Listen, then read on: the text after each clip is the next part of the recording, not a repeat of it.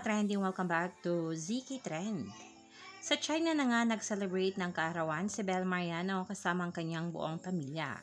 Super deserved na bakasyon ito ni Bel kahit 4 days lamang. At ngayon nga, balik Pinas na nga itong si Bel Mariano. May isang larawan kasi ni Bel na nasa bahay na nga ito dahil kitang-kita ang kanilang sasakyan, ang Kia, Lexus at BMW. Nagpadala kasi ng cake ang Juicy Cologne kay Bel.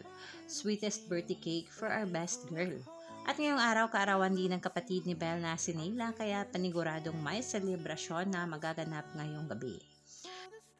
Super saya din ng mga taga-suporta ni Bel at ng Don Bell dahil sa wakas balik Pinas na rin ito. No more LDR na nga ang Don Bell. Kaya singa ng mga bula, welcome home, pretty girl.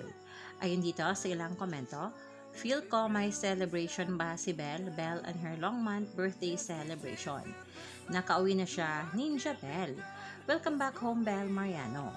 Birthday girl is home. Birthday girl is home. May birthday celebration ba ngayon? Happy birthday din kay Nella. Hello there, pretty Belinda. Thank you, Juicy Cologne, for the sweetest birthday cake for our Bel.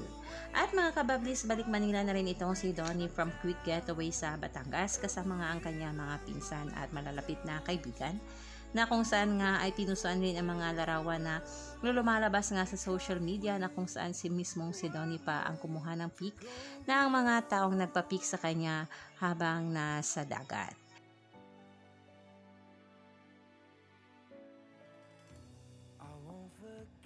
Yan lang muna ang pa-update natin ngayon sa Donbell mga kababli. Stay tuned for more Donbell updates. Hanggang dito na lang. Maraming salamat sa inyong patuloy na panonood.